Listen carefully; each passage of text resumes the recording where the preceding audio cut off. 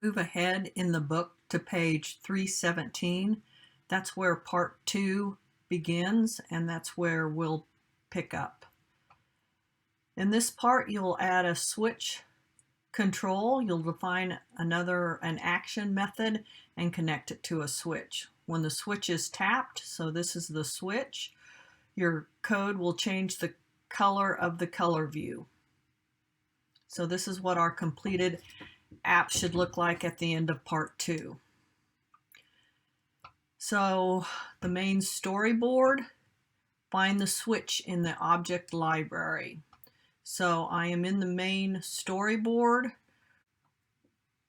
We are going to go up under View, Show Library, and this time we are looking for a switch. And as soon as I start to type it in, it narrows down my selection, and now I have the switch to drag and drop onto my storyboard. Just trying to get this window positioned.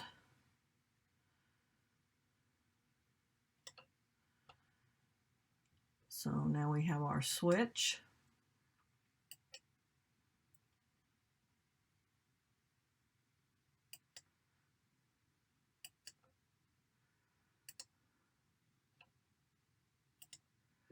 In the attributes section, set the value of the switch to off.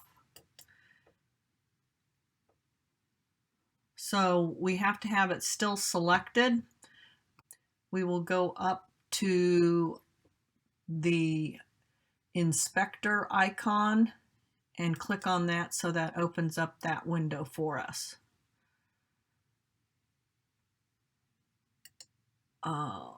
So now I click on the switch. I accidentally closed my view controller. So two different ways. If my view controller was still here, I could select that. Oh, there it is. It got buried. I'm getting so many different windows.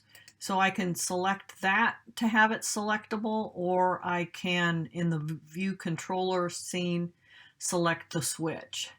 And the state that it said that we wanted to have it, if we go back, we need to select that to off.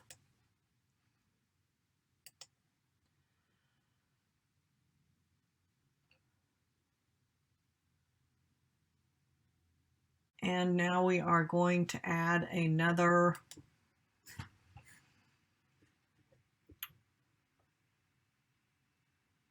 action outlet.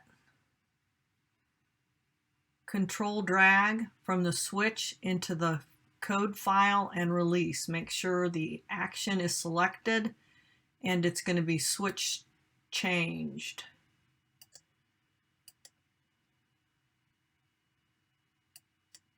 So that is what we're going to be doing. It's covered in page 319 and page 320. So this time we have an action and we're going to call it switch changed.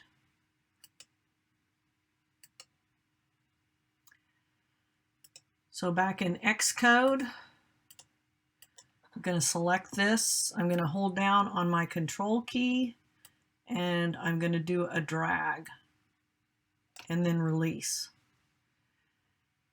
And then this time, this is supposed to be an action, which is what it tells us on page 320.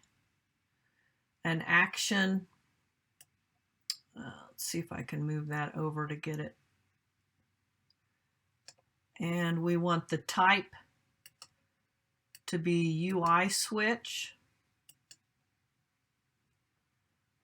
And the name is going to be switch changed. I'm going to verify that one more time before I hit connect.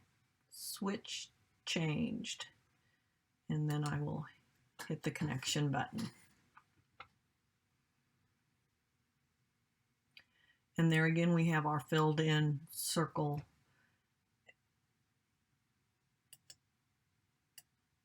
for the action, tying the front end objects to our back end code.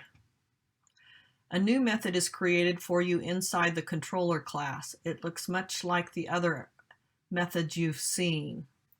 So there is the IB action function that was created for us that it's referring to.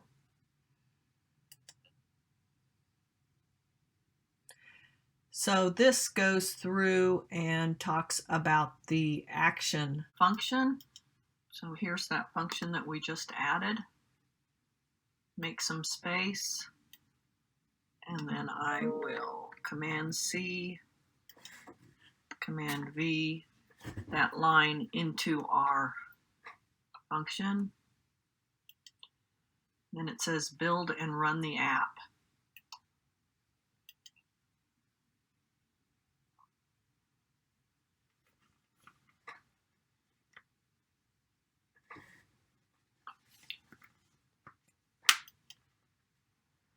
So now we can see that our switch has started to work.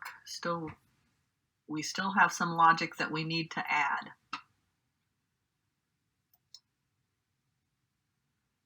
Okay, I'm going to go back to my view controller. I'm going to close this attribute screen to give me a little bit more workspace. And let's go back to page 321. To make the switch, when you turn the switch on, the view changes to red, but when you turn it off, it stays red. What's going on? And that's exactly what we saw happening. To make the switch behave like a real switch, delete the line you added above and add the following code. So we need if-else logic. So I will replace this line of code with if-else logic.